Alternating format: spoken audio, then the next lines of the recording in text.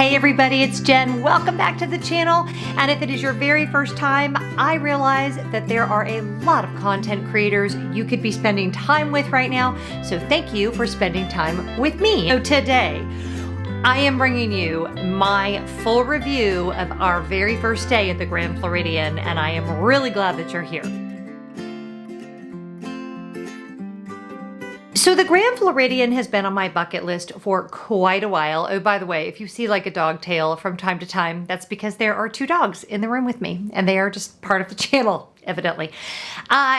We never stayed there because it really wasn't something that appealed to my boys. It seemed a little stuffy to us, but I secretly always loved it. The Grand Floridian is actually based in its architecture on the Hotel del Coronado, which is a place I spent a great deal of time at as a kid. My mom lived there, my grandparents lived there.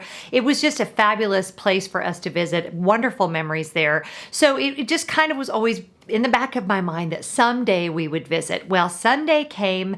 We actually were booked at the Contemporary, but due to construction, our wonderful travel agent suggested that we move. And so this was our very first time at the Grand Floridian. Now, if you clicked on this, it might have been because of the thumbnail. And I do want to tell you that although we had a lovely stay, I will never stay there again. And it is for one very specific reason that I will get into in just a minute. Let's start with all of the good things. And I, by the way, I know the thing I'm going to say, a lot of you are going to disagree with me, and that's okay. I'm always okay with you disagreeing with me as long as you're nice. All right. So first of all, obviously with the Grand Floridian, location, location, location, especially with the new walkway to the Magic Kingdom, you cannot beat the location. So essentially that means you have the option to monorail to Magic Kingdom. You have the option to walk to Magic Kingdom. You have the option to take a boat to Magic Kingdom. You could just do all kinds of things. Well, I guess those are your only three options, but that's a lot of options, none of which include a bus. And you know how I feel about the buses. You also have the ability to walk over to the Polynesian, which is a resort we absolutely love.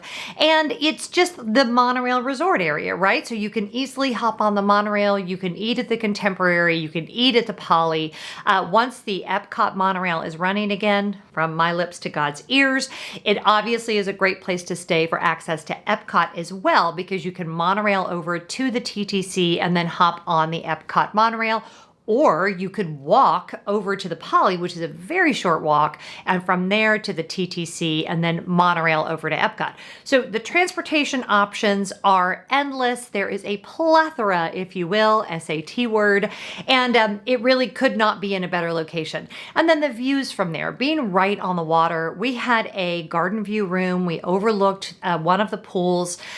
We ate at Narcoossee's, which was absolutely incredible. I just cannot recommend that restaurant enough. We had such an amazing experience there.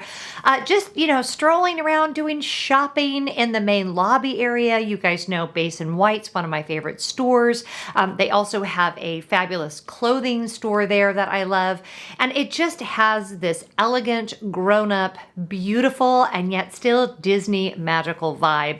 And all of that met my expectations exactly, and maybe even exceeded my expectations a little. So I have no complaints about any of that. The only complaint that I have, and well, hold on, I'm not going to say that yet. Let's talk about the room.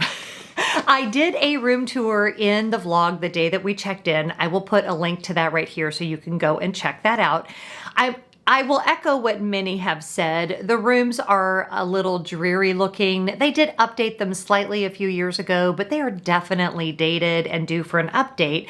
And in fact, the building that we stayed in is due to be converted into DVC Studios, and that was announced right after we got back. So those rooms are going to be completely gutted and actually won't even be available as regular hotel rooms anymore. But they're definitely showing their age. Personally, I don't love carpet in hotel rooms. I prefer the hotel rooms that have moved to the hard surfaces, looking at you, Coronado Springs. And the room quality is just not nearly as good as Coronado Springs, which is a resort where you're paying less than half the price. But the room quality wouldn't really have bothered me so much if it were not for one important very important thing, and that is that the walls were paper thin. Now, keep in mind that my husband travels for work, so he has stayed in probably hundreds of hotels at this point, all over the world. And he told me that never in all of his hotel stays has he been able to hear the neighbors in the room next door as clearly as he was in our room at the Grand Floridian. It was shockingly bad. We could hear our neighbors sneeze. We could hear our neighbors use the restroom. We could hear our neighbors' conversation. It felt more like they were in an adjacent room with the door open rather than that they were in a hotel room next door to us. We saw our neighbors a couple of times. They were not particularly loud, but when you can basically say Gesundheit to your neighbor who is in their hotel room with the door shut when they sneeze, that is some paper thin walls. I was shocked. Now, keep in mind, we had just moved from Coronado Springs, where the room was so quiet, we were convinced there was no one on either side of us, and there were actually guests on either side. Now, I realized that the Grand Floridian is a much older hotel, but it wasn't built in the 1800s. You know, it's a modern hotel. So before I will even consider adding on to the Grand Floridian with my Disney Vacation Club, and I have considered it, I would want to know that they have done some improved soundproofing, because it's just like we didn't sleep the first night we were there. Now, we did the second and third night. We turned our fan up really high. We had our white noise machine going, and we did find that that helped immensely. But it was not a restful sleep, and just be aware. Now, here's the thing. I know some of you are sitting there going, I cannot believe this girl complaining about her stay at the Grand Floridian. Wah, wah. But here's the deal. If you're paying all that money, I'm sharing with you my experience, not because I want to be, complaining and ridiculous, because of course I was grateful to be at the Grand Floridian. I'm sharing this information with you because you're going to pay double at the Grand Floridian what you're going to pay somewhere else, like, for instance, Grand Destino Tower. And you're not getting the same room quality, and you're not getting anywhere close to the soundproofing between rooms. Does this make it a place that you should not stay? It's completely up to you. We've stayed at the Contemporary. We have never noticed the noise to be an issue. We've stayed at the Poly. We didn't notice the noise to be an issue. It was this Grand Floridian trip. Now, I did do a quick Google search, and I found that there have been many other guests that have complained about this. And it's actually kind of shocking when you realize that these rooms, even with a discount, go for $500 a night, and many times go for close to $750 a night. And that's just for a regular room. So again, if you're going to pay that much money, I'm expecting a wow experience, and that room quality just did not do it for us. Now, having said that, would I stay there again? And my answer is no. I don't have any other way to say that to you guys. I will never again pay the money that we paid to stay in that hotel. I loved the grounds. I loved our meal at Narcoossee's. We did eat at Gasparilla Grill for breakfast one morning. The customer service, of course, was amazing, although we did struggle with bell services when we first checked in, but that is a labor shortage issue that I am not gonna complain about here because everybody is struggling, and everyone was very friendly about it, but we were not able to get bell services to help us with our bags, and it was very warm that day, but that is not a complaint. That is just saying something you might want to be aware of.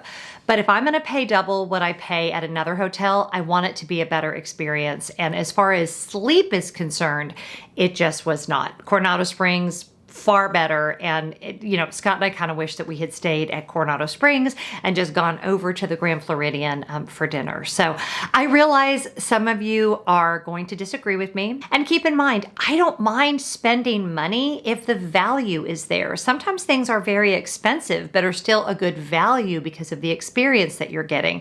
And unfortunately, with the Grand Floridian, I just cannot tell you that that is the case. So it is the one hotel on Disney property, and at this point, I've stayed in all of the deluxes except for the Riviera that I can definitively tell you I will never stay in again. Am I grateful for my trip?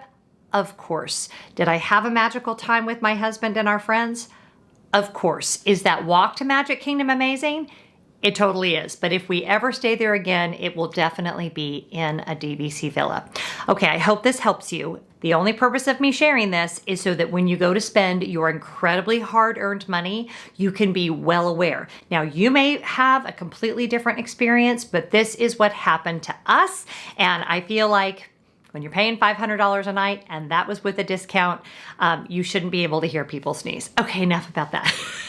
I hope you enjoyed this video. Don't forget that if you are watching this during the month of June, all of my videos are fundraisers for the Trevor Project, which provides suicide counseling and intervention for LGBTQ youth. It is an incredibly important organization. You will find a huge donate button somewhere, and I cannot wait to see you next time. And those of you that are waiting for the owner locker video, I promise it's coming. In fact, my hope is to get it up on Friday. So I hope you enjoyed it today. Please subscribe if you'd like to. I'd love to hear from you in the comments below, and I hope you have a fantastic day. Whatever you're doing, be really good to each other, and I'll talk to you soon. Bye-bye.